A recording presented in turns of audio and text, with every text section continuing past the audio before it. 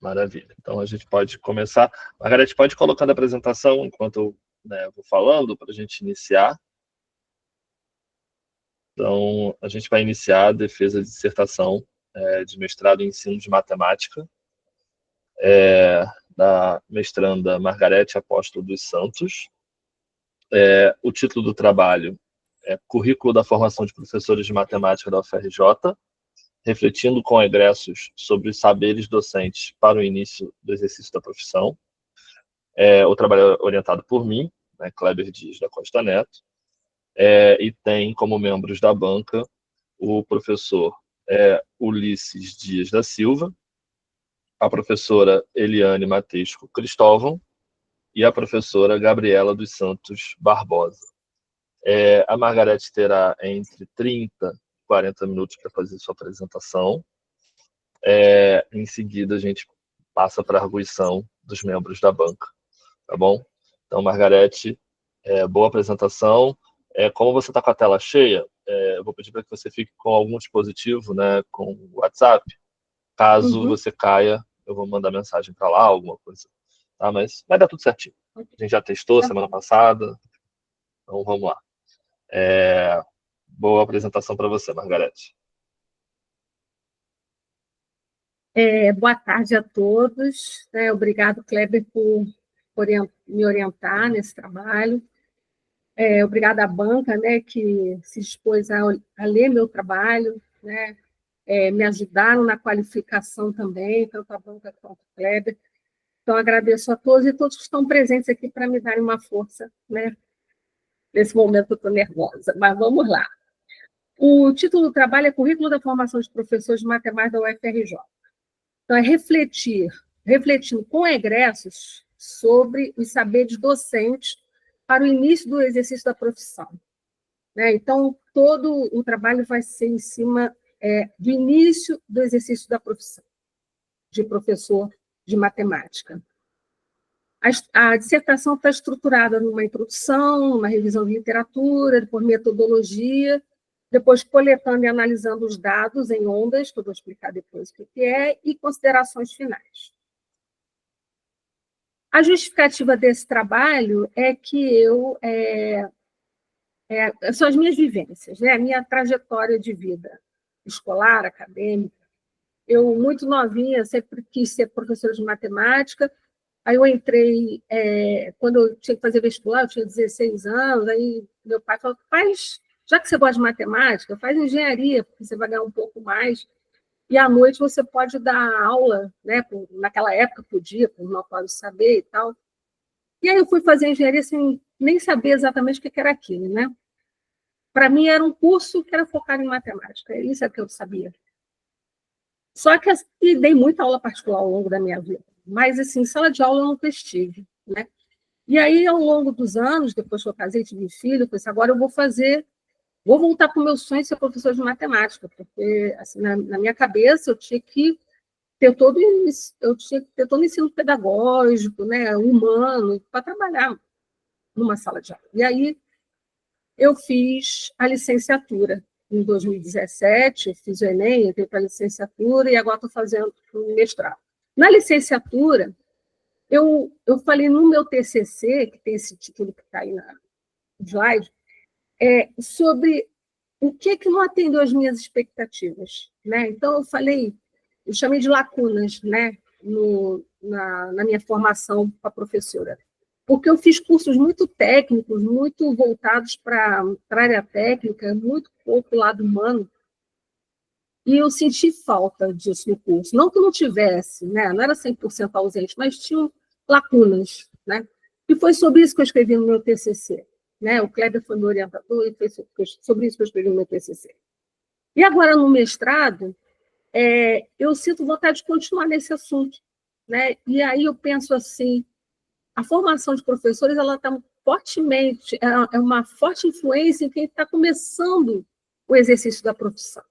Porque ao longo dos anos, o professor vai pegando experiência e ele vai aprendendo, vai se virando, ele vai vendo o que é certo, o que é certo, o que não é, mas o início da profissão é muito difícil. A formação na licenciatura é algo dominante para ele. Então, eu resolvi perguntar a recém-formados que estão em sala de aula há muito pouco tempo a mesma pergunta, né? Uma lista de saberes que eles sentiram falta na licenciatura. Como é que a gente poderia modificar a licenciatura de alguma maneira, inserindo alguns saberes, né? De forma a ou incluir esses saberes, ou reposicionar outros, com outros conteúdos e práticas, ou de maneira transversal, pode ser de maneira transversal nas disciplinas existentes, que possam ser inseridos em requisitos e componentes curriculares. E aí, assim, eu gosto muito de fazer uma analogia com outras coisas, né? A formação de piloto, por exemplo, o piloto de avião, ele, quando faz a formação dele, ele aprende a dar comando no avião. Mas é qualquer avião? Não, é o avião que ele vai pilotar. Não adianta ele fazer um curso de pilotar um avião, que ele não é o que ele vai trabalhar depois, né? Então, o próprio comando no avião já tem que ser algo específico. E não é só isso, ele tem que saber resolver problemas com os passageiros, com a equipe a bordo, com problemas no próprio avião, resolver problemas com pessoas indesejáveis que estejam na aeronave, saber lidar com condições desfavoráveis do tempo. Então, tem um monte de outras coisas que o piloto de avião tem que saber, né? E é essa analogia que eu faço com a profissão docente. Então, o professor começou a entrar na sala de aula. No início, antes da qualificação, eu pensava muito nos saberes para ensinar, ou seja, tudo aquilo que não era matemática.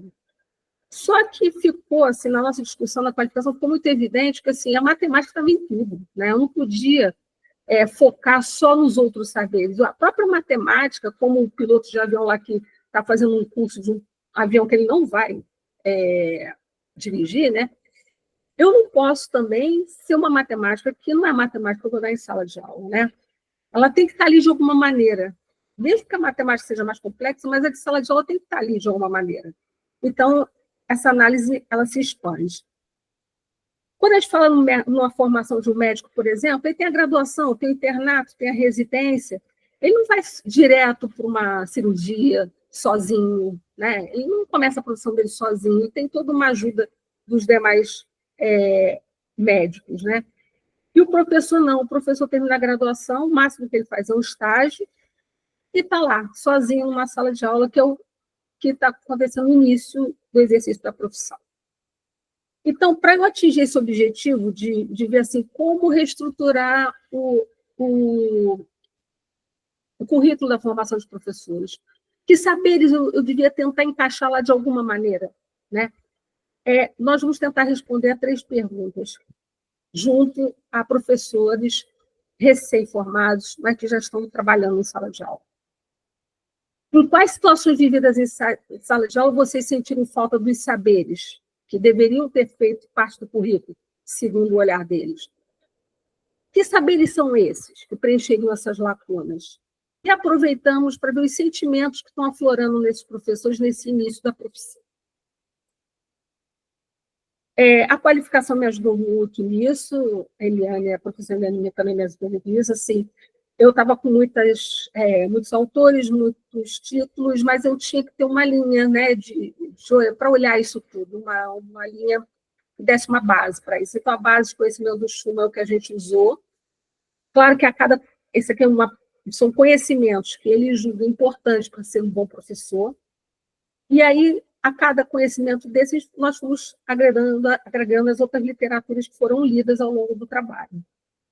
Então, o primeiro tudo que está em rosa aqui são os conhecimentos da base de Schumann, tá? Então, tem o conhecimento do conteúdo, por exemplo. O que se ensina? A gente tem que ter pleno conhecimento do conteúdo matemático, mas aquela matemática que eu vou ensinar no ensino básico, né? E tem outros autores, Nova, Cristóvão, Bal, todos eles falam a respeito disso. Depois vem o conhecimento pedagógico geral, vem outra pergunta, como se ensina? Né, Moreira, Santos, são outros autores lidos. Como é que eu organizo a aula? Como é que eu aplico as metodologias de ensino-aprendizagem? Como eu mitigo as dificuldades dos estudantes? Né? Como é que eu tento aplicar aquele conteúdo à realidade? Formação continuada e permanente. Vocês vão ver depois, com as falas dos professores que foram consultados, que essas coisas aparecem. Eles estão Eles querem mitigar a dificuldade dos estudantes, eles falam em formação continuada. Conhecer bem a matemática que eles vão ensinar, todos esses conhecimentos vão aparecer lá. Conhecimento do currículo, em que etapa do processo esse ensino está? Eu tenho que conhecer, o professor tem que conhecer a organização, o curso. Por que aquele conteúdo é importante para a formação humana e profissional do estudante? Então, é conduzir o conteúdo com consciência, né? E com intencionalidade. Ele tem que saber por que ele está dando aquilo, o que aquilo está agregando ao aluno. Conhecimento dos alunos e suas características. Tem que conhecer o aluno individualmente e coletivamente, suas histórias de vida, acolher as necessidades, as especificidades de cada aluno. Então, o para quem ensina é muito importante, e os professores vão falar sobre isso. E a gente tem outros autores, Tardif, Geronasso, D'Ambrosio e outros que foram lidos também. Conhecimento do contexto educacional. O Nova, o Santos, o Delfino também colaboraram. Em que acreditam e como percebe o contexto social, cultural, político e econômico. Então, o professor tem que entender o funcionamento da turma, mas só da turma? Não. Da escola, da gestão, financiamento escolar, da comunidade, as culturas envolvidas, qual o compromisso com a instituição, com a comunidade, com a sociedade. Então, muito além da sala de aula. Um conhecimento de Schumann, conhecimento dos objetivos, finalidades, valores educacionais, fundamentos filosóficos, história. O professor tem que ser um facilitador do processo de ensino-aprendizagem, de modo que o discente, que o aluno, construa seu próprio saber. Então, a pergunta, a partir de e para onde se ensina e de onde o outro aprende, isso tem que ser valorizado. Conhecimento pedagógico do conteúdo. O quê? Como? Quando? Onde e por quê? A matéria, né, a disciplina e a didática têm que estar integrados para tornar aquele conteúdo compreensível ao estudante. E o entrelaçamento da construção pessoal do professor, suas vivências, também tem que ter um entrelaçamento da construção pessoal do professor e suas vivências e esses conhecimentos. Isso tem que estar entrelaçado. Depois foi a vez da gente escolher a metodologia. O que a gente queria? A gente queria a memória de um professor, porque os professores foram consultados, que a memória de um professor iluminasse a memória do outro. Na hora que um falasse, o outro, caramba, eu passei por isso também. Uma conversa, uma troca de ideias, um ambiente descontraído. E manifestar sentimentos. Então, a roda de conversa, nós achamos que foi a melhor maneira da gente obter essas coisas. Mas a gente também queria uma conversa agradável, quase que uma brincadeira, né? Uma coisa lúdica. E aí nós usamos um quebra-cabeças para registrar esses saberes. Então, nós fizemos uma roda de conversa com uma oficina, com uma parte mais lúdica. E por que um quebra-cabeças? Da mesma maneira que eu usei no meu TCC, a gente achou que o quebra-cabeças ele é muito flexível, então eu posso incluir, excluir, trocar peças, eu posso organizar assim as peças, ter peças que se acoplam a outras, mostrando relações.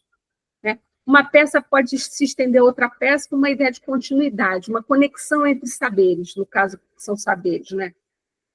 Eu posso combinar peças para representar algo específico, trocar as peças, várias peças por uma nova, porque ao longo do tempo o ensino modifica, a sociedade modifica, então eu posso ter que mexer nesse quebra-cabeça, esses saberes podem se alterar, e o quebra-cabeça me dá essa possibilidade. Eu posso colorir peças para categorizar as ideias, né? E ele dá uma ideia de sempre em construção, de algo que sempre pode se modificar a partir da manutenção das peças a qualquer momento. Com os participantes e a dinâmica da roda de conversa, mais oficina, né? Eu convidei 3 professores, e como é que foi? A gente estava conversando, eu estava no intervalo da aula do PEMAT, e esses professores eu estava já no 2º ano, e eles estavam começando, estavam no início. E aí eles estavam conversando sobre os problemas de sala de aula. Aí eu estava ali conversando, depois eu falei, poxa, essas pessoas são as pessoas certas para conversarem comigo sobre isso. Eles eram recém-formados, estavam em sala de aula, estavam mostrando os problemas entre eles. Falei, poxa, são esses que eu quero. E aí eu os convidei. Né? Infelizmente, teve uma professora que no dia falou, estou com imprevisto, eu não vou conseguir ir. Como os outros meus professores já tinham reservado horário, eu sei como é difícil, né? Os professores trabalham em várias escolas, então eu resolvi fazer assim mesmo. Um deles dá aula no ensino fundamental e o outro no profissionalizante. E eles são egressos da UFRJ, eram recém-formados. Batizei de Lucas e Alan, nomes fictícios, 2 com 25 anos, a atividade durou 1h e 37 minutos, e foi toda realizada de forma virtual, via Google Meet, foi gravada, e a gente utilizou um quebra-cabeças virtual. Então, como é que acontecia a dinâmica? Começava um professor comentando sobre um evento de sala de aula, ele ficou desconfortável, que ele não sabia como resolver, e ele aí parava e pensava, caramba, eu tinha que ter visto isso na licenciatura, de alguma maneira, ou pelo menos uma ideia do que fazer, né? É claro que a gente não tem ideia, pretensão de ser com solução para todos os problemas, que problemas aparecem, mas pelo menos os problemas que acontecem com maior frequência, né? E aí, quando um falava sobre um problema, o outro lembrava de uma coisa semelhante que ele passou, e aí complementava. Eu deixei que eles ficassem livres para conversar. E, ao final dessa conversa, eles colocavam no quebra-cabeça, nas peças quebra-cabeças, um resumo no formato de saberes, né? Saberes que deveriam estar lá no currículo de formação. Às vezes, um evento gerava até mais de um saber, né? E alguns vocês vão perceber que não são exatamente saberes. Eu poderia dizer que aquilo não sabe, é um conhecimento. Não, mas é uma vivência que eles gostariam de ter discutido na licenciatura. Às vezes não é um saber específico, mas é uma vivência que eles queriam ter discutido. O que eu faço no primeiro momento? Como é que eu me comporto? E, por fim, aí cada evento desses abordado, a gente chamou de onda, uma onda de reflexões. E, por fim, eles escolheram cores para cada peça e criaram critérios. O critério que eles foi definido, o critério para pintar essas peças foi definido por eles. Aqui está a dinâmica do diálogo, da roda de conversa, mais oficina, ondas de reflexão. Então, o que é uma onda? Eu vou falar em ondas. As ondas de reflexão, o que eram? Um professor falava no evento, havia um diálogo, uma troca, o outro professor também falava, eles escolhiam os saberes, eles registravam no quebra-cabeças, e aí, na dissertação, a gente transcreveu o diálogo, fez as reflexões dos professores e fizemos comentários parciais sobre cada onda. Tá? Foram 11 ondas. Aqui está o quebra-cabeças que a gente usou virtualmente na dinâmica. Vocês podem ver que tem um pequenininho de um lado e um grande do outro lado. É que ele começou pequenininho. Depois a quantidade de saberes, de peças necessárias foi crescendo, e aí a gente teve que ampliar o quebra-cabeças. Então, mostrou uma das eficiências do quebra-cabeça, eu poder expandir a qualquer momento, ou diminuir também. E aqui são os saberes que emergiram nas ondas. São todos eles que estão aqui nesse quebra-cabeças à direita, tá vendo? Estão todos eles aqui. Eu não vou ler, porque eu vou falar um pouco de cada um deles. E eu vou falar mostrando falas dos próprios professores, quando eles falaram do assunto, tá? O primeiro foi planejamento. Um deles falou assim, poxa, eu estou na escola, me pediram um planejamento semestral e um anual. Eu tive muita dificuldade de fazer isso. Como é que eu distribuo esses conteúdos num tempo tão grande? Ele falou, planejar uma aula eu consigo. Agora, ao longo do tempo, ainda mais tempos tão grandes, eu não tinha noção de quanto tempo eu ia trabalhar em cada uma das coisas, cada um dos conteúdos, né? Então, aquilo, para mim, foi muito difícil. Eu quebrei muito a cabeça. Segurança é outro item do quebra-cabeça. Às vezes, eu não sei exatamente se a gente ensina a nossa potencialidade, se eu sou o melhor professor que eu posso ser. Eu não sei. A experiência vem com o tempo. Então, e você aprende sozinho, porque você está na sala de aula sozinho. Então, você pode estar aprendendo errado, pode estar aprendendo certo, e você não sabe quando é o ideal. Porque você não dá aula junto com outros professores, você dá aula sozinho. Você não observa os outros professores. Então, e ninguém está observando como eu estou dando aula, para me corrigir, para me dizer, faz diferente, tenta essa outra maneira. É uma profissão, como eles disseram, uma profissão solitária. Segurança. Por que na faculdade eu só tirava 6, nota 4, fiz com muito sacrifício, e agora, mas eu consegui concluir a faculdade. Com todo sacrifício eu consegui concluir, eu consegui passar nas disciplinas. Mas hoje, será que eu não sei o suficiente? Eu estou ensinando alguma coisa errada? Então, aqui mostra a insegurança que eles têm com o conteúdo matemático. Será que eu sei a matemática para ensinar? A matemática que eles precisam, será que eu sei? Porque eu não vi, durante a licenciatura, essa matemática. Eu vi uma outra matemática. É claro que essa está inserida lá, mas ela não está explícita. Né? Ela não está ali me mostrando fortemente. Outra coisa que eles reclamaram, tem alunos que tiram foto do quadro. Para quem está começando, eles dizendo, né? É muito difícil. Tem um outro professor que falou, nossa, eu fico maluco com isso, maluco. Porque eles têm medo de, em casa, os alunos terem um professor que conhece muito bem matemática e diga, esse professor está fazendo coisa errada, está fazendo uma anotação errada. Né? Então, isso mostra muita insegurança com o conteúdo matemático. O outro diz, eu tenho 25 anos, mas não me dão oportunidade de errar. Eu estou começando, né? E assim, essa insegurança toda, até que ponto eu não sei matemática?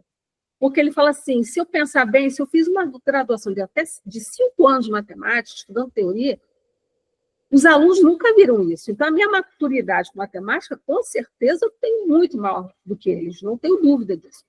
Mas será que eu tenho o suficiente para ensiná-los? Né? Então, o sentimento que a universidade gerou no coração dele, são palavras dele, tá? Tá levando, aquele medo que ele teve durante a graduação, ele está levando para a sala de aula, com a insegurança dele. Autonomia. Aqui ele fala muito do ego também dos professores, né? Ele se mostra muito vulnerável quanto ao conteúdo matemático, né? Ele tem medo de perguntar a um outro professor da escola, e o professor dizer, ué, você não sabe isso? Está me perguntando isso?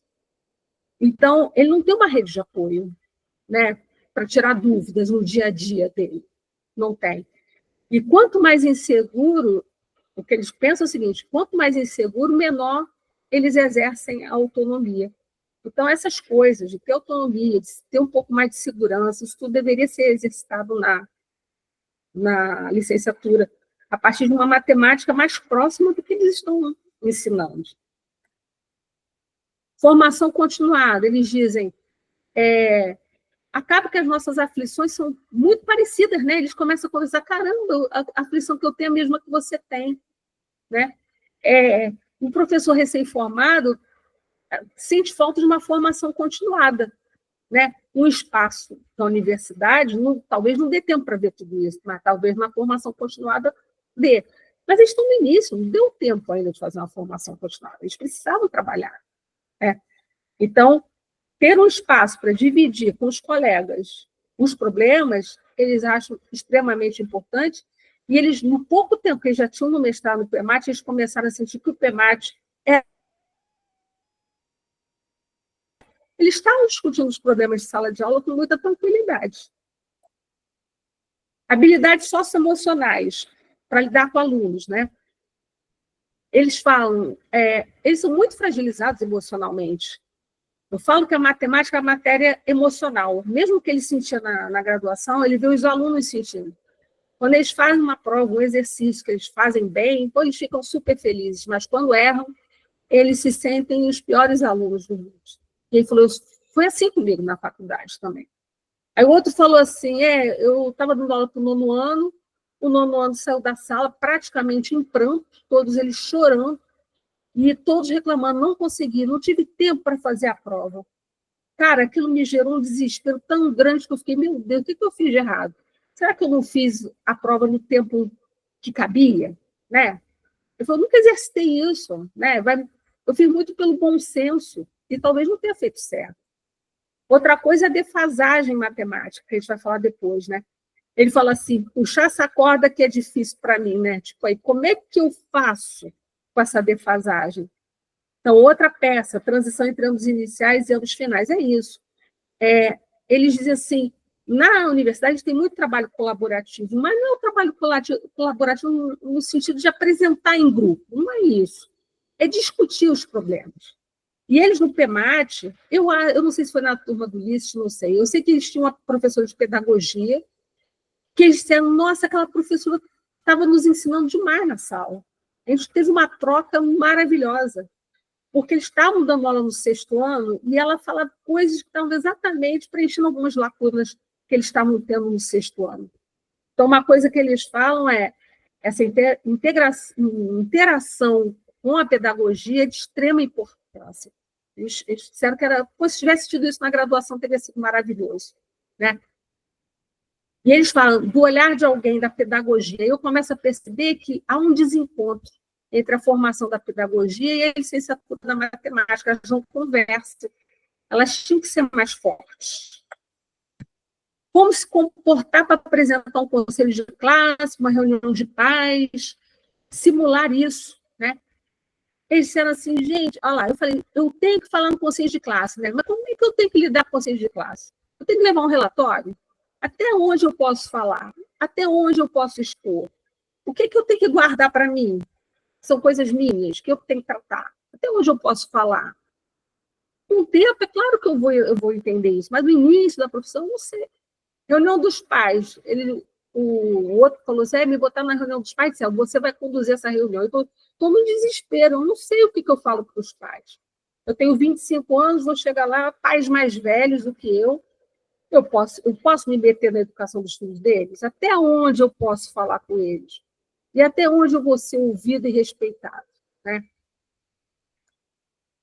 Valorização do profissional é outra coisa. Ele fala assim, a gente romantiza tanto a profissão de professor, mas a gente tem que... E a gente acaba desprofissionalizando o professor. Então, na formação, a gente cria um corpo, uma coisa assim, valorizar bem a profissão, né?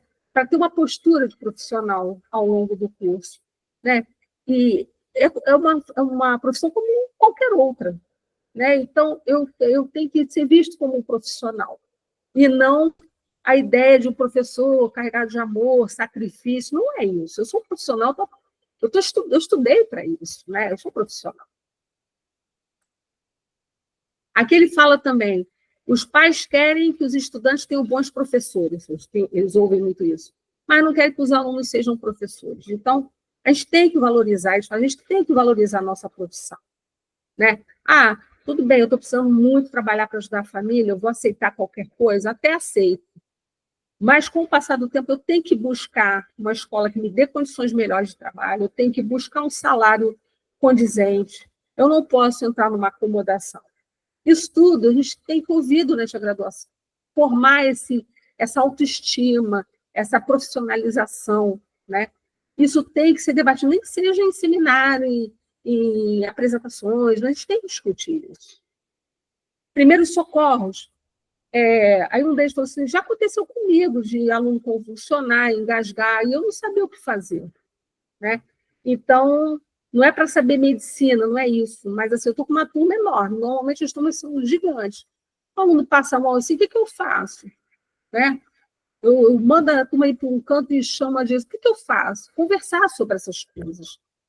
Segurança predial também, as escolas não explicam, extintores, não explicam nada.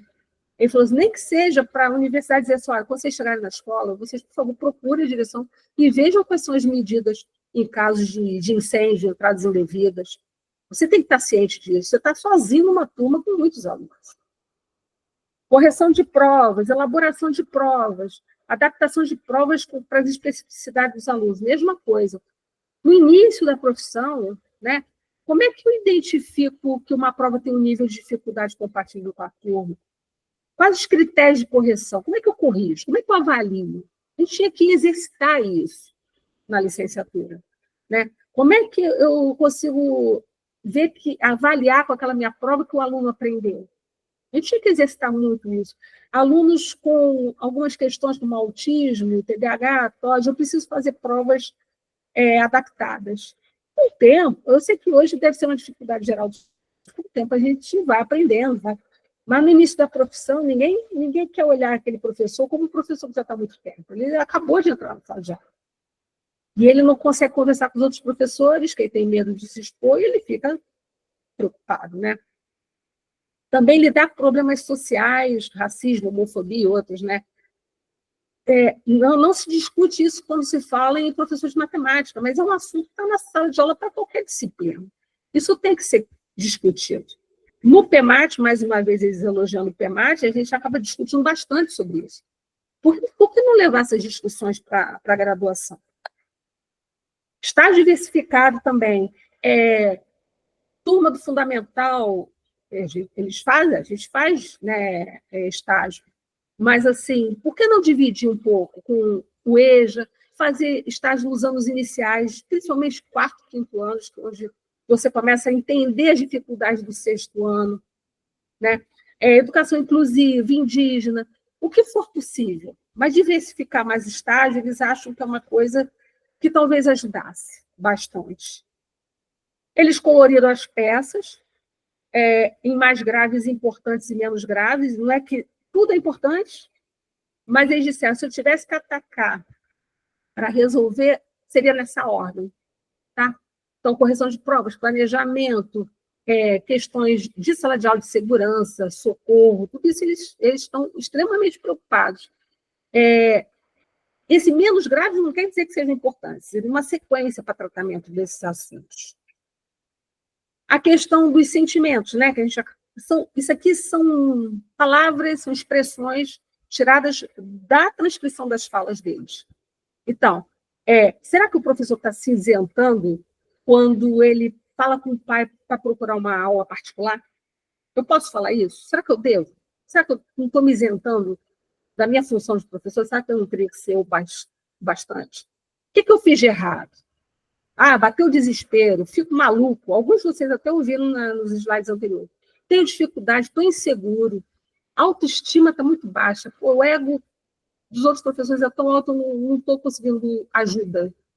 Eu me sinto exposto, não consigo falar as minhas preocupações, as minhas dúvidas. Ciência emocional. Ciência emocional, que ele falou também, né? Eu fico assustado.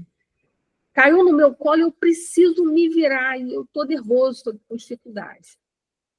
Então, os sentimentos que mais apareceram foi de insegurança, um presente expandido do passado, sua formação, quer dizer, os medos que ele estava na formação, ele está levando para a sala de aula, muitas preocupações com o aprendizado dos alunos, medo de errar, medo de se expor, problemas com a autoestima, muito sentimento de culpa. Vê que a matemática está muito envolvida em muitas coisas aqui. Ele não tem segurança com a matemática que ele está ensinando. E as minhas considerações finais, né? Os professores envolvidos nessa pesquisa são professores motivados, são profissionais motivados, eles gostam da profissão. Apesar de todas as dificuldades, eles o tempo todo falam, olha, as minhas turmas são ótimas, eu adoro estar ali. Eu tento fazer o melhor trabalho possível, mesmo com pouca experiência, só que eu trabalho muito de forma solitária, né? Com medo de expor dificuldades, com lacunas que eles acham que herdaram da formação. E essas lacunas eles preenchem com o quê? Com bom senso, com o que viverem sua trajetória escolar e acadêmica, até escolar.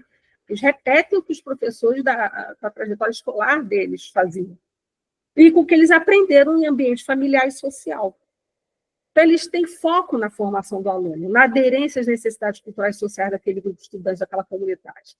As ondas de reflexão mostraram que muitas lembranças dos eventos são recorrentes, né? São comuns aos dois professores. E mesmo as que não foram entendidas como lacunas por ambos. Apesar do quebra-cabeça ter ficado só com 19 saberes durante a roda de conversa e mais oficina, né? Outros saberes ficaram ali e só não colocaram nos quebra-cabeça. Mas eles falam muito. Uma matemática mais aderente ao ensino básico, né, que o que provoca a insegurança. Fazer anotações de forma correta no quadro, né? Cobrar o conteúdo de forma correta nas provas e promover a interação entre pedagogos e a formação de professores. E como preencher essas lacunas com esses saberes discutidos, apesar de a gente não ter feito esse trabalho ainda, talvez seja o meu próximo trabalho. Currículo novo é o ideal, mas é difícil, né? Novas disciplinas, já tem tantas disciplinas, mas será que dá para mexer em algumas? Modificar algumas? Sobrepor conteúdos e práticas que, de maneira transversal, possam ser inseridos em requisitos e componentes curriculares? Então, essa é uma discussão de como materializar tudo isso, né? E, ao mesmo tempo que os professores relatavam seus percalços, saberes a serem inseridos na formação de professores, eles falam em propostas, eles comentam as propostas. Poxa, formação continuada, composição de uma rede de apoio, residência docente, similar ao que o médico tem. Então, nos 3 primeiros anos do exercício, ter uma ponte entre a universidade formadora e as escolas e eles, né? Fazer essa tríade. E eles terminam dizendo o seguinte: a experiência de sala de aula vai ter seu efeito, vai preencher muitas dessas lacunas, mas a longo prazo.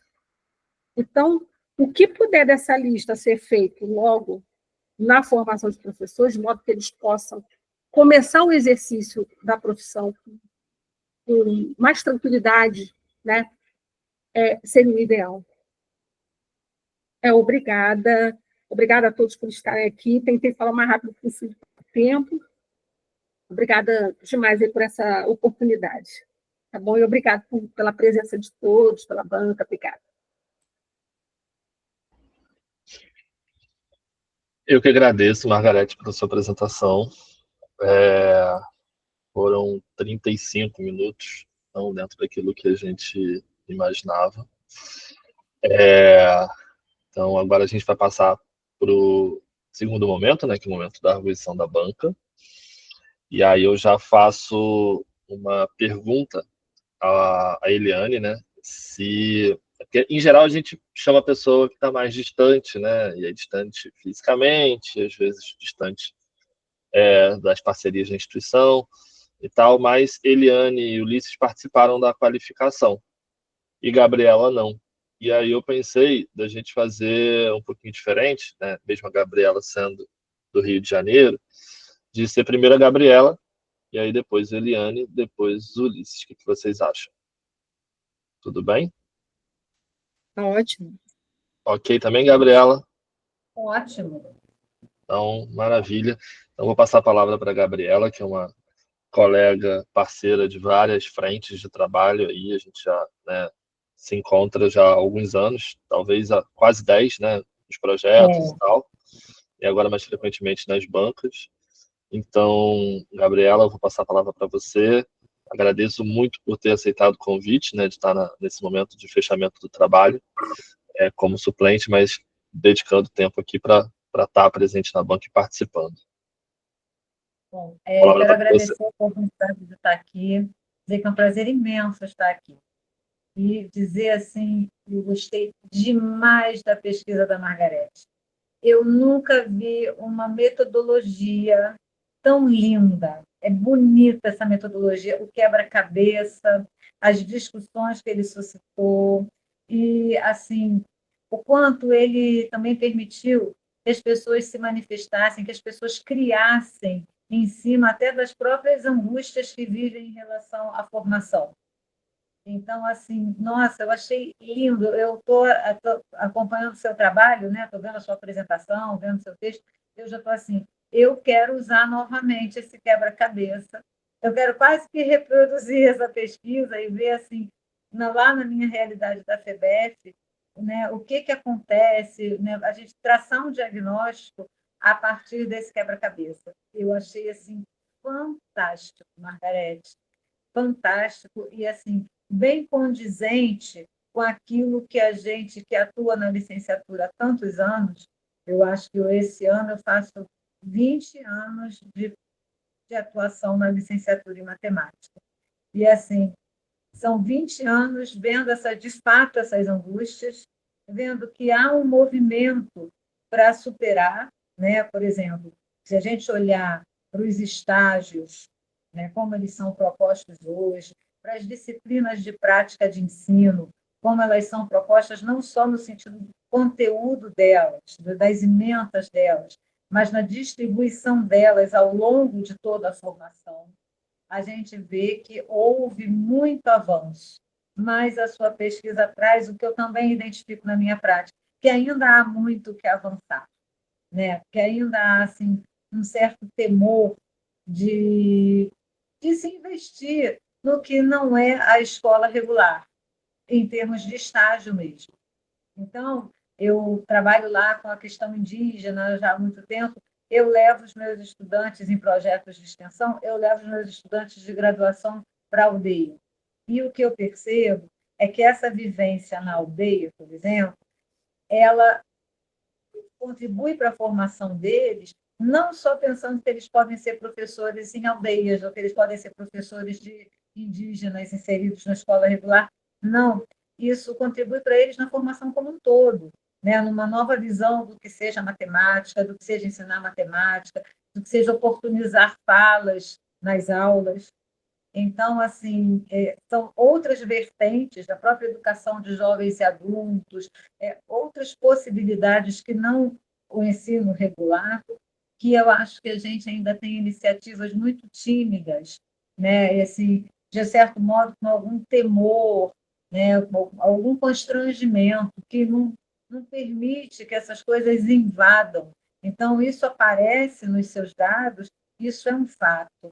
E isso realmente precisa ser revisto, porque as minhas experiências, né, que são assim elementares, que são pontuais, elas já sinalizam que realmente os estudantes, tendo essas experiências que eles mesmos suscitam, né, que eles mesmos sinalizam como necessárias, a formação fica melhor, né? E o que a gente chama de uma formação melhor? Uma formação mais abrangente, uma formação que vai aceitar as diferenças, e aceitar não só no sentido da tolerância, mas no sentido de validar saberes.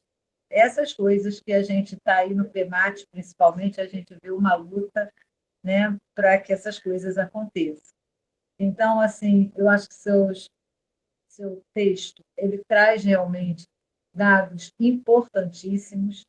Ele, ao longo da história, a gente já vê, eu falo história dos últimos 20 anos, a gente já vê um movimento para uma reversão do quadro, mas ainda é muito tímida, e aí os teus dados eles vêm fortalecer uma luta.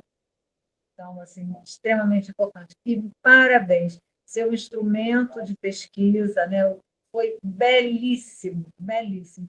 E como eu acho que ele chama atenção para a gente de como é que a gente trazer o lúdico, de fato, né, permite que as pessoas exerçam suas criatividades, coloquem para fora seus sentimentos, porque na questão da formação, o pensamento racional ele se mistura muito com sentimentos.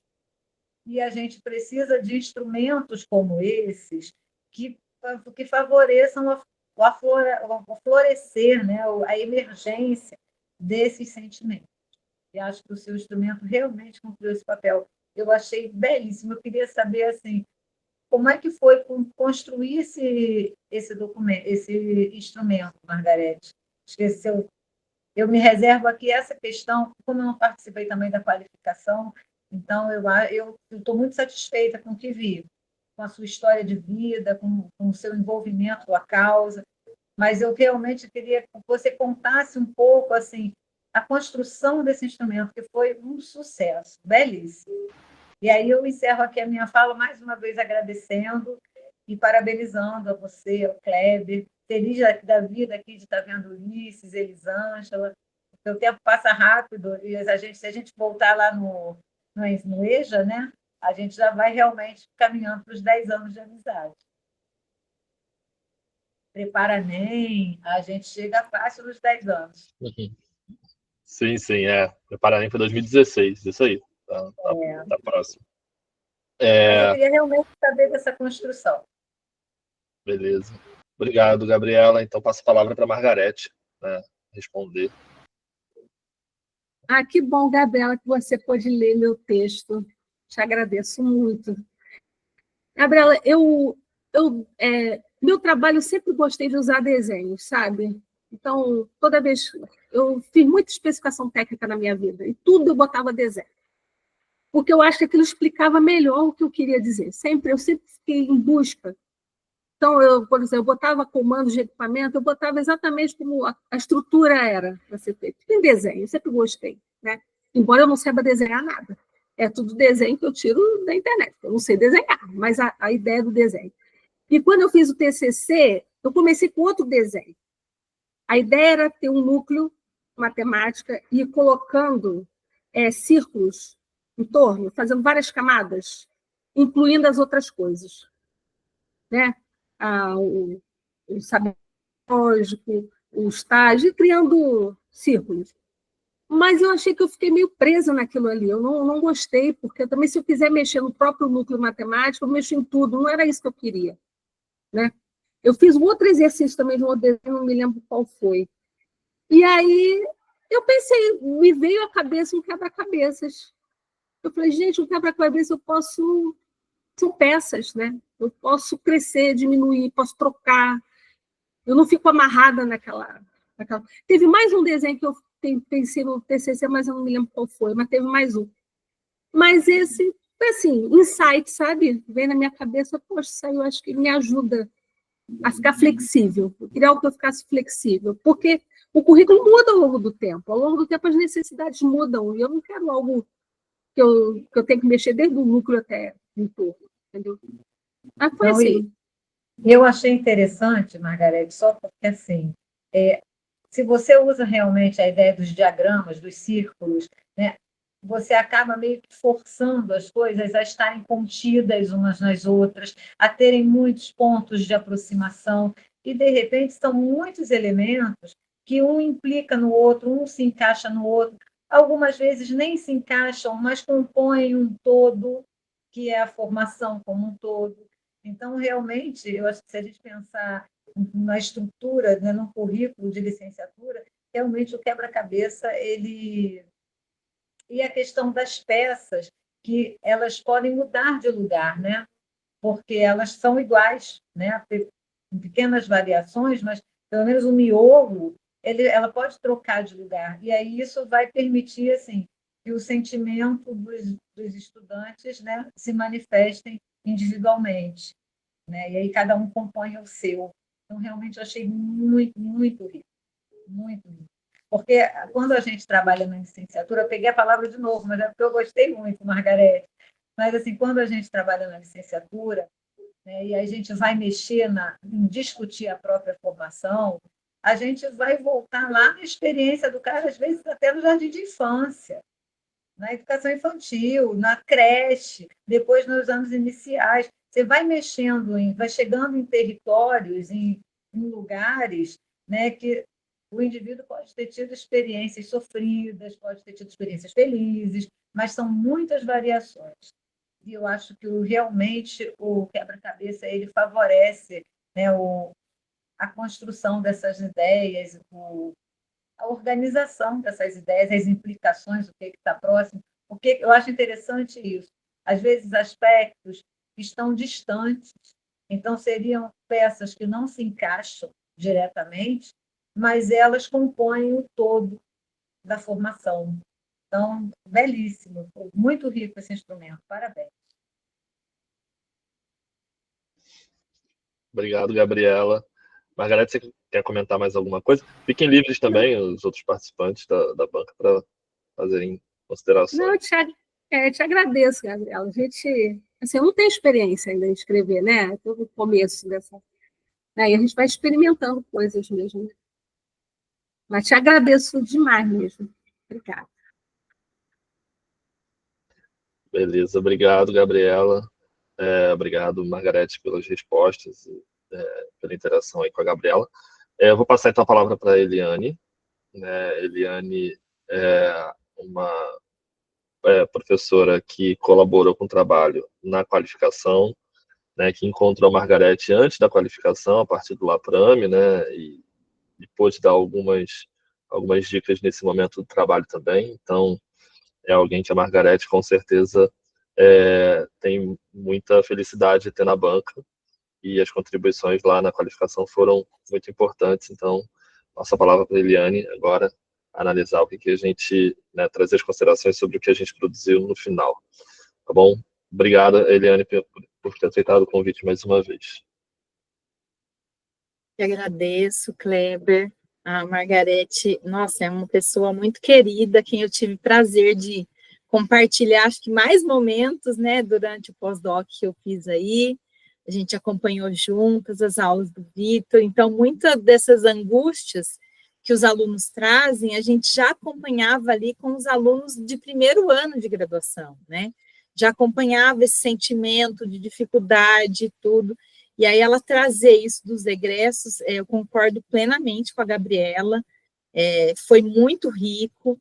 O instrumento que a Margarete utilizou, eu acho que permitiu essa riqueza, né? O instrumento colaborou para que essa riqueza aparecesse ali, porque se você fica só falando,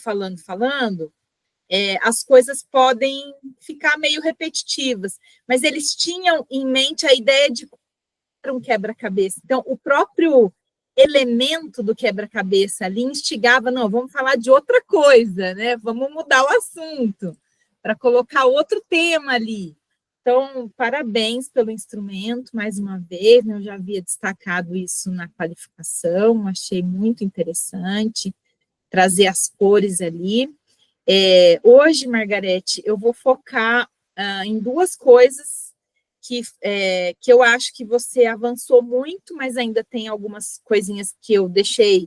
Eu vou mandar o texto para você, com várias sugestões, e a outra é meio que uma provocação que eu vou te fazer, porque você, mais uma vez, disse que gosta, né, das cores, dos elementos de imagem, então eu vou te fazer uma provocação aí, para ver se você quer fazer isso para um artigo, porque acho que para a dissertação está ótimo, não precisa mexer mais, mas para um artigo fica a provocação. Bom, então, em relação ao trabalho como um todo, acho que está muito bem escrito, agora você tem uma análise mais fundamentada, né? A minha preocupação na qualificação foi essa, de ter uma linha mestra ali, um fio condutor nas suas análises, porque você trazia vários autores, mas de forma bastante difusa, falava de uma coisa, de outra, e eu achei que a escolha da base do Schumann realmente ajudou a alinhavar, né?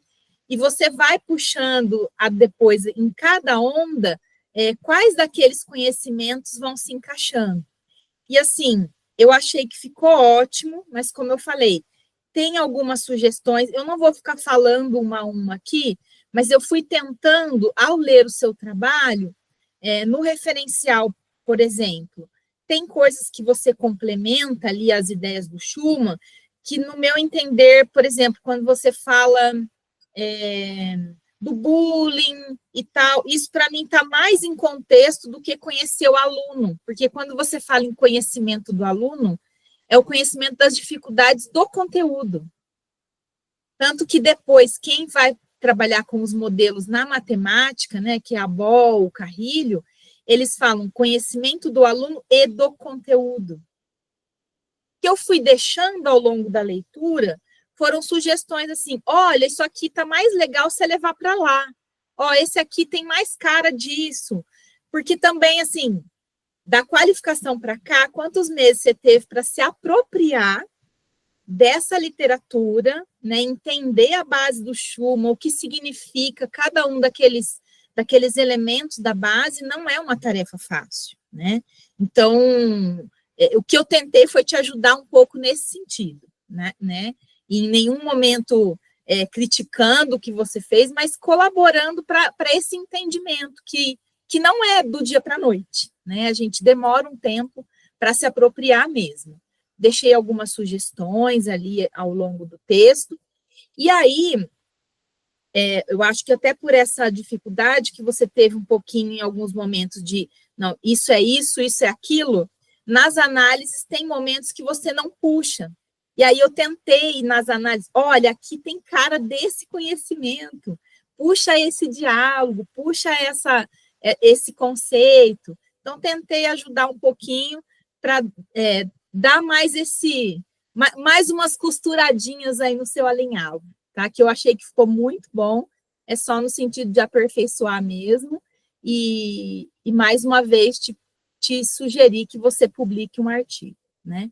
Porque, como a Gabriela falou, quanto mais tempo, eu tenho tempo de professora da educação básica, quase 20 anos, e já estou ali há quase 15 formando professores, que em algum tempo da minha vida eu fiz as duas coisas ao mesmo tempo, né? Então, assim, é recorrente, você está sempre vendo os professores reclamarem, e ter isso visualmente colocado ali na ferramenta que você usou, eu acho que traz para quem trabalha com a formação, meio que, olha para isso, olha para essas coisas, né? Olha, isso é importante. Eu acho que materializa toda aquela discussão que a gente faz, mas que muitas vezes fica nos interstícios, né, das conversas. Por isso que eu acho que a roda de conversa foi um instrumento tão interessante para você fazer, né? A roda com esse elemento aí da oficina. Então, a respeito disso, é isso que eu ia falar. Eu achei que as análises evoluíram muito, né? Ficou agora bem tratado ali em cada onda, você conseguiu alinhavar com o referencial. E aí, a sugestão que eu ia fazer é a seguinte: você trouxe ao longo do texto vários quadros coloridos, né? Ideias de que, olha, precisa colorir, e que lindo isso, eu acho muito legal no teu trabalho. Isso já estava desde antes, né, na qualificação. Eu acho que você até trouxe mais alguns agora. E aí, o que eu ia sugerir para você? Você tem um desenho do quebra-cabeça com as cores que os professores colocaram, de acordo com o nível, né? O mais grave, mais ou menos, o menos grave. O que eu sugeriria? Você fazer uma reprodução dele, aí não precisa nem pôr na dissertação, pode ser num artigo, em que você troque, ou até você faça um do lado do outro, comparando, né? E você coloque as cores de acordo com a base do Schumann que você foi alinhavando. Porque aí você teria um arco-íris aí de 7 cores, né? Bem colorido. E para quem, eu estou pensando assim, do olhar do formador, né? Para quem trabalha como formador, olha para aquilo ali e identifica o que fazer para dar conta daqueles conhecimentos da base, né? E assim, eu acho que isso pode ser levado para outros eventos, você fazer essa oficina em outros lugares, você ampliar esse quebra-cabeça com outras ideias de outros professores, né? Tem tantos eventos que a gente, às vezes, carece de uma oficina boa, interessante, assim, né? E até dentro da própria graduação mesmo, fazer oficinas com alunos em formação ainda, em contextos de estágio, em contextos de início de um mestrado, né, como você passou aí também, que foi onde você coletou os dados com os meninos. Mas é isso. Essas duas sugestões. Uma eu deixei mais pontuada na dissertação para você fazer, e a outra é essa provocação que eu estou te fazendo aí. Você que gosta desses coloridos, se você quiser colocar. E eu queria te fazer uma pergunta. O que sentimento trouxe para você fazer esse alinhavo com a base? Você se sentiu à vontade? Você achou que isso contribuiu com a sua compreensão? Ou não? Não, tipo, fiz porque a Eliane falou, deixa eu fazer para agradar a academia, ou realmente fez sentido para você? Eu queria entender esse sentimento para você. Eliane, claro que eu não vou mentir, eu comecei fazendo porque a ideia que você deu de ter uma linha, né? Uma linha, uma base, uma linha de terra, aquilo tudo, realmente, aquilo ali, eu gosto da coisa organizada e aquilo ali organiza as ideias todas, né? Mas o interessante é que, conforme eu fui estudando cada conhecimento, eu fui vendo que todos eles apareceram nas falas dos meninos. Entendeu? Isso é que é mais incrível, assim. No início, não. No início, eu fui estudar para colocar na dissertação. Não vou mentir, é isso mesmo. Botei para ter... Mas depois, eu falei, cada um que eu escrevia, eu falei, caramba, eles falaram isso. Eles falaram aquilo, né? E é uma base de um bom professor, né? Aquilo ali é a base para um bom professor. E estava tudo ali. Eu não conhecia, Eu não conhecia essa base, não conhecia. Mas então começou com uma coisa mecânica, não vou negar, mas vou estudar para botar. Mas depois eu vi que fazia todo sentido, né? Todo sentido. Tá tudo ali, tudo que eles falavam estava ali. Então você acabou curtindo, aprender com a base. Eu curti muito. Agradeço demais mesmo. A orientação foi assim, foi muito bom. Te agradeço. É o mesmo sentimento que eu tive quando eu também comecei a usar um pouco essas teorias, né, de conhecimento, a base do Schumann, alguns modelos que eu tenho utilizado. Parece que, assim, tem um lado ruim de você querer ficar encaixando as coisas em caixinhas. Mas, por outro lado, parece que amplia a compreensão que a gente tem das coisas. Pelo menos a mim, ajuda muito nesse sentido. Que bom que você gostou. Era isso que eu queria falar. E depois eu mando o trabalho para vocês. Você, o Kleber, fiquem muito à vontade para considerar o que vocês acharem que realmente vale a pena. Agradeço demais, Eliane, Gabriela, agradeço mesmo. Vou ler com toda a atenção, vou mesmo. É isso que eu quero mesmo, que vocês leiam e me ajudem aí. Agradeço. Obrigado, Eliane. Assim como na qualificação, né, seus apontamentos foram muito importantes. A Margarete, ela é bem, assim, cumpridora das tarefas assim que vem da banca. Então, podem ter certeza de que, chegando, né, as indicações, ela vai fazer o maior esforço possível para inserir as considerações de vocês. Né? Desde o início do trabalho tem sido assim a forma dela atuar. Então, agradeço demais se você puder enviar, Eliane, assim, vou enviar, sim. Eu não fiz... dessa vez eu não fiz assim um parecer, como eu tinha feito da outra vez, porque eu levei mais de uma semana lendo, porque eu fui lendo, voltava, não, mas isso aqui pode ir lá. Aí, como eu demorei muito para ler, eu acabei não fazendo um parecer. Mas aí eu mando o texto com todos esses apontamentos, e vocês, né, são sugestões, o trabalho está muito bom, pode ser aprovado do jeito que está, mas são sugestões para melhoria e para que você faça uma publicação, acho muito importante. Tá ótimo. Obrigado, Eliane. Tá bem. Então, agora eu vou passar a palavra, né, para o terceiro membro da banca, né, professor Ulisses Dias, colega que atua comigo no Colégio de Aplicação, né, então a gente é parceiro em várias frentes aí também. Então, agradecer demais ao Ulisses por ter aceitado novamente estar na banca e pelas colaborações que foram feitas já na qualificação, que imagino que serão ótimas agora também. Ulisses, você está com a palavra, e obrigado. Eu que agradeço, assim, achei...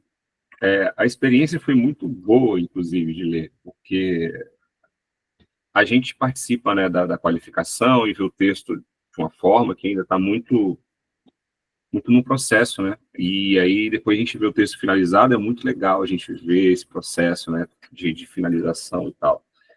E assim, o meu lugar aqui como terceiro membro da banca é um pouco complicado, porque já falaram muita coisa, não quero ficar chovendo no molhado, repetindo as mesmas coisas, então eu vou falar sobre coisas diferentes, apesar de concordar com o que a Gabriela e com a Eliane falaram, elas têm toda a razão e eu assino embaixo. Inclusive de achar que não precisa fazer grandes mudanças, não, assim, as sugestões que eu faço são muito pequenas e pontuais, assim, no texto e tal. O que mais me chamou a atenção no texto, desde o princípio, assim, é como você se apodera da fala e você leva essa fala até o final, assim, né? É um texto muito narrativo, assim, né? Muito, muito pessoal. Eu acho isso muito maneiro, assim, né? Como você... E é muito legal, porque eu vejo a menina lá falando que vai fazer PhD, e aí vai fazer a vida, leva para outros lugares, e aí outros lugares e tal. E o que mais me emocionou, e emocionou mesmo, assim, foi uma experiência emotiva mesmo, não foi uma experiência só acadêmica, assim. Foi você, tô terminando a minha carreira aqui, eu vou fazer minha licenciatura, e aí chega na licenciatura, pô, chato esse curso, não tem nada legal aqui, não é divertido, não aprendi as coisas que eu queria aprender, mas aí você faz o movimento de, mas eu vou para o mestrado para poder ver como essas coisas podem ser diferentes e tal, né? E aí você se percebe, e é interessante, porque, né, apesar de toda essa experiência, né, você também é uma professora recém-egressa, né, da licenciatura, né, então, assim, tem uma identificação, mas é uma identificação de outro lugar, né.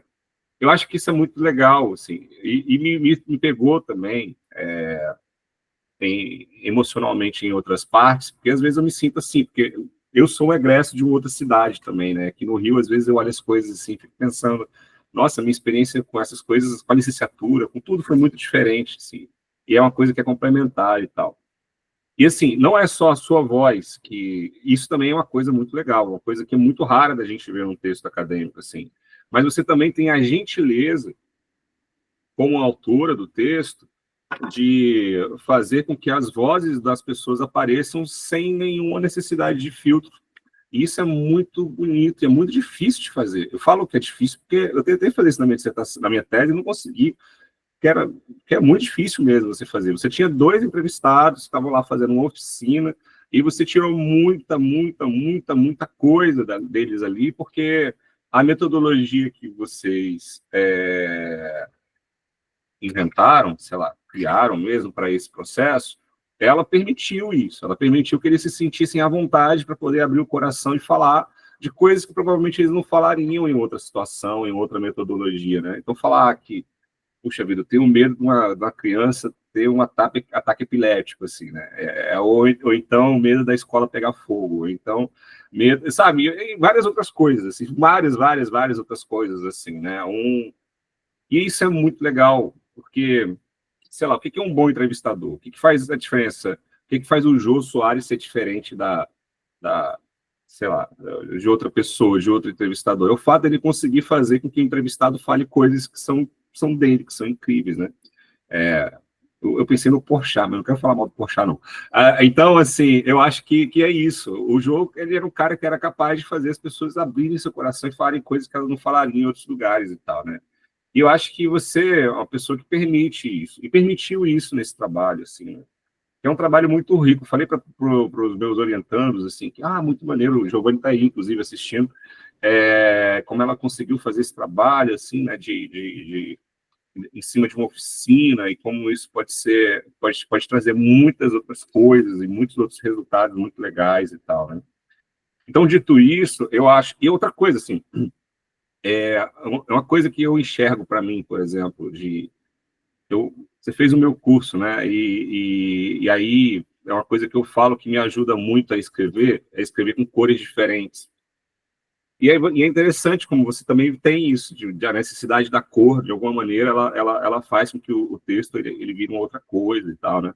Então, também achei incrível essa sugestão da Eliane, de você tentar colorir agora o quebra-cabeça com esses saberes e tal. E aí pode ser que, inclusive, algumas peças sejam misturas de cores, e pode ser uma coisa muito bonita nesse processo no final e tal. Então, assim, eu realmente fiquei muito impactado com esse texto. É um dos melhores textos que eu já li, assim, no Premate de verdade, assim, já precisei ler vários. E eu acho que é justamente por isso, porque você tem autoridade mesmo, assim, para conseguir escrever essa história do jeito que você escreveu, que está muito bonito, assim, né? Então, assim, as coisas que eu marquei no texto, elas são apenas coisas que eu não entendi, que às vezes aí você escreve 100 páginas, tem uma hora que, sei lá, ficou meio sem sentido, alguma coisa que eu perdi e tal.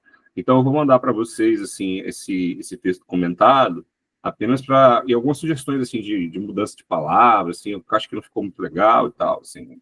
Mas, de maneira geral, está um trabalho excelente, assim, um trabalho muito bom, que eu realmente espero que não só ele seja muito lido, como inspire vocês a usar essa metodologia em outros lugares mesmo. Assim. Tem o Enem aí agora, em Manaus, tem vários outros congressos aí que têm a oportunidade de fazer mini-cursos e oficinas e tal, né?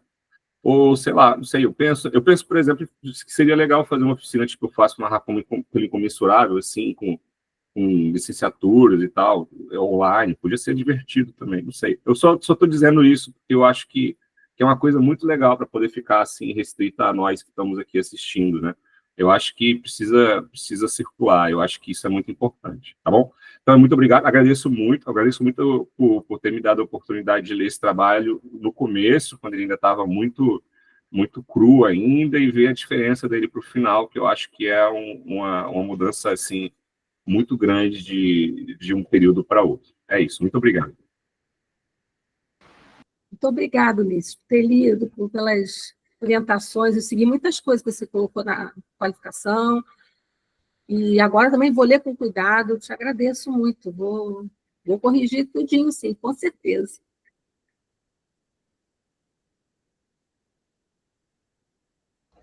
Obrigado, Ulisses.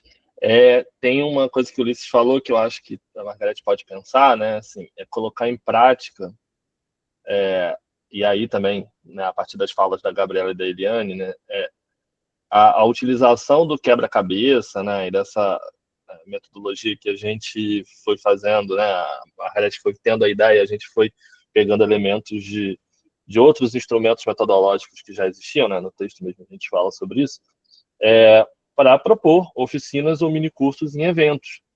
Além da produção acadêmica escrita, né, que a Eliane propõe que a gente faça, né, submetendo artigo e tal, eu acho também um caminho legal, né, a gente propor oficina, minicurso, a depender da modalidade que tenha no evento. Então, a Margarete havia sinalizado na reunião passada, né, que estava pensando em participar, acho que do Enem, né, Margarete?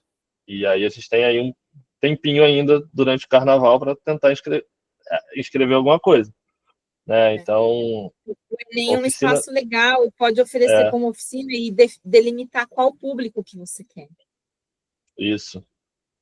E agora para o dia 10, né? Então tem realmente tempo, né? Para o minicurso, acho que são 6 páginas só. É curtinho, de 4 a 6 páginas, então dá para tentar. Né? Eu vou também no Enem, então, Margarete, né, eu posso estar junto na oficina, então assim, vai ser legal. Então fica essa ideia também da gente estar na parte teórica e prática também, então são duas frentes que acho que poderiam rolar. Não vai ter aula de matemática lá no CAP. Então é isso, gente. Queria saber se mais alguém quer fazer alguma consideração, se Margarete quer falar mais alguma coisa. A gente tem agora um terceiro momento, né, da banca. Então, antes de passar para isso, queria saber se alguém quer falar algo. Eu só tenho a agradecer mesmo, assim, foi muito bom fazer, eu adorei fazer o mestrado, adorei fazer. Eu sou uma pessoa que eu sempre gostei de estudar, né? Minhas irmãs dizem que é meu hobby, mas eu sempre gostei de estudar, sempre gostei de ler. E é o que eu gosto de fazer mesmo, fazer enquanto eu tiver memória, né? Para isso. Eu falo muito em memória, que a minha mãe está perdendo a memória, então, né, eu penso assim, enquanto eu tiver memória, eu vou estudar, eu vou escrever. E vocês estão me dando essa oportunidade. Eu só tenho a agradecer mesmo. Muito obrigada.